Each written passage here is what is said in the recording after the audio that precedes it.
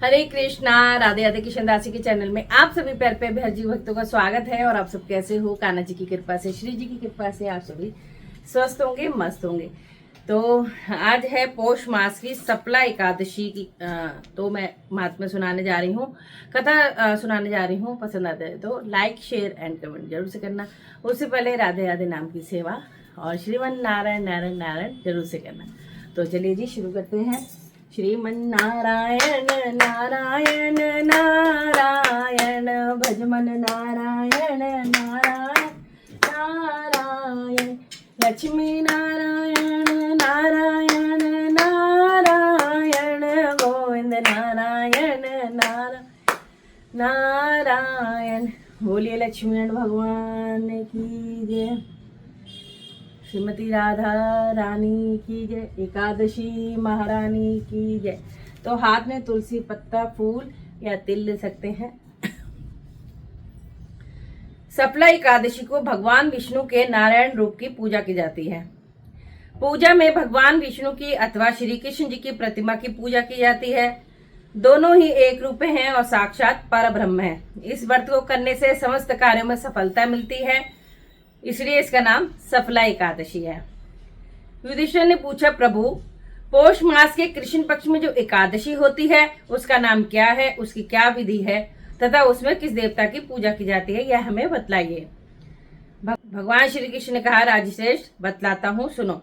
बड़ी बड़ी दक्षिणा वाले यज्ञों से भी मुझे उतना संतोष नहीं होता जितना एकादशी व्रत के अनुष्ठान से होता है।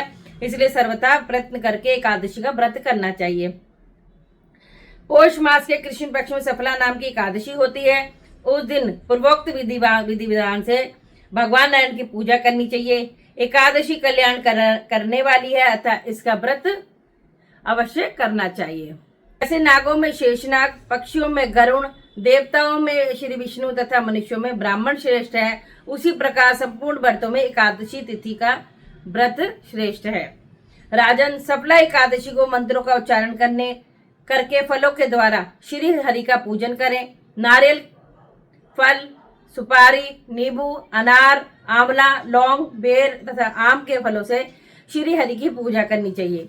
इसी प्रकार धूप दीप से भी भगवान की अर्चना करें। सफला एकादशी को विशेष रूप से दीपदान करने का विधान है।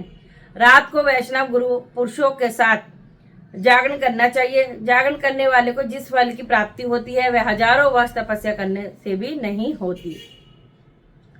हे राजन, अब आप सफला एकादशी कथा ध्यान पूर्वक सुनिए। चंपावती नगरी में एक महिष्मान राजा राज्य करता था। उसके 4 पुत्र थे।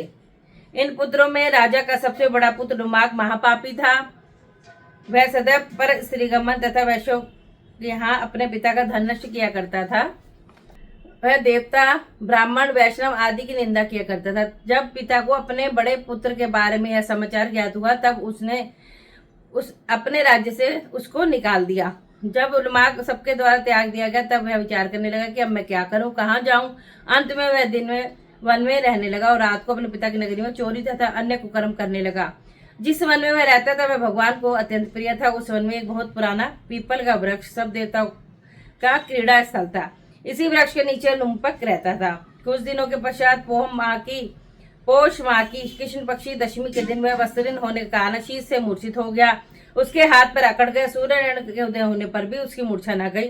सफला एकादशी के मध्याह्न तक वह दुराचारी मूर्छित ही पड़ा रहा। जब सूर्य की गर्मी से उसे होश आया तो वह अपने स्थान से उठकर वन में भोजन की खोज में चल पड़ा। उस दिन वह जीव को मारने में असमर्थ था, इसलिए जमीन पर गिरे हुए फलों को लेकर ही पीपल के वृक्ष के नीचे बैठ गया। जब सूर्य भगवान अस्ताचल को प्रस्थान कर गए तब फलों को पीपल की जड़ के पास रखकर कहने लगा कि हे भगवान, इन फलों से आप ही तृप्त होंगे। ऐसा कहकर रोने लगा और रात्रि को उसे नींद नहीं आई। वह नींद नहीं है। इस महापापी के व्रत तथा रात्रि जागरण के भगवान अत्यंत प्रसन्न हुए और उसके समस्त पाप नष्ट हो गए। प्रातः ही एक दिव्य घोड़ा अनेकों सुंदर वस्तुओं से सजा हुआ उसके सामने आकर खड़ा हो गया और आकाशवाणी हुई कि हे राजपुत्र, भगवान नारायण के प्रभाव से तेरे समस्त पाप नष्ट हो गए हैं। अब तू अपने पिता के पास जाकर राज्य प्राप्त कर। लुमाक ने जब ऐसी आकाशवाणी सुनी तो वह अत्यंत प्रसन्न हुआ और बोला, हे भगवान, आपकी जय हो। ऐसा कहता हुआ सुंदर वस्त्र धारण कर अपने पिता के पास गया। उसने संपूर्ण कथा कह सुनाई और पिता ने उस अपना राजभार सौंपकर बनकर रास्ता लिया। लुमाक शास्त्र अनुसार राज्य करने लगा। उसके स्त्री पुत्र आदि भी परम भक्त बन गए। वृद्धावस्था आने पर वे अपने पुत्रों को गद्दी दे भगवान का भजन करने के लिए वन में चला गया। अंत में विष्णुलोक को गया। राजन, इस प्रकार जो सफला एकादशी का उत्तम व्रत करेगा वह इस लोक में सुख भोग कर मरने के पश्चात मोक्ष प्राप्त करता है। और जो लोग यह व्रत नहीं करते पूंछ और सिंह रहित पशु तुल्य है। संसार में वे मनुष्य धन्य है जो सफला एकादशी के व्रत को करते हैं। उन्हीं का जन्म सफल है। महाराज, इसकी महिमा के पढ़ने सुनने तथा उसके अनुसार आचरण करने से मनुष्य राजसूय योग का फल पाता है। बोलो श्रीमती राधा रानी की एकादशी महारानी की जय। श्री हरि विष्णु भगवान की जय। श्रीमन नारायण नारायण नारायण। अब सभी एकादशी के नाम ले लेते हैं। उत्पन्ना एकादशी, मोक्षदा एकादशी, सफला एकादशी, पुत्रदा एकादशी, शर्तिला एकादशी, जया एकादशी, विजय एकादशी, अमल की एकादशी, पापमोचनी एकादशी, कामदा एकादशी, वरुतनी एकादशी, मोहिनी एकादशी, अपरा एकादशी, निर्जला एकादशी, योगिनी एकादशी, देवशनी एकादशी, कामिका एकादशी, पुत्रदा एकादशी, अजय एकादशी, परिवर्तनी एकादशी, इंद्र एकादशी, पापनकुश एकादशी, रमा एकादशी, प्रबोधनी, पद्मनी और पद्मा एकादशी। अब जो इससे अगली आएगी वो होगी पोष के शुक्ल पक्ष। अभी ये आज जो पड़ी है वो कृष्ण पक्ष की है, सफला एकादशी। अब जो अगली आएगी वो आएगी शुक्ल पक्ष की पुत्रदा एकादशी। ठीक है जी। तो राधे राधे सभी को।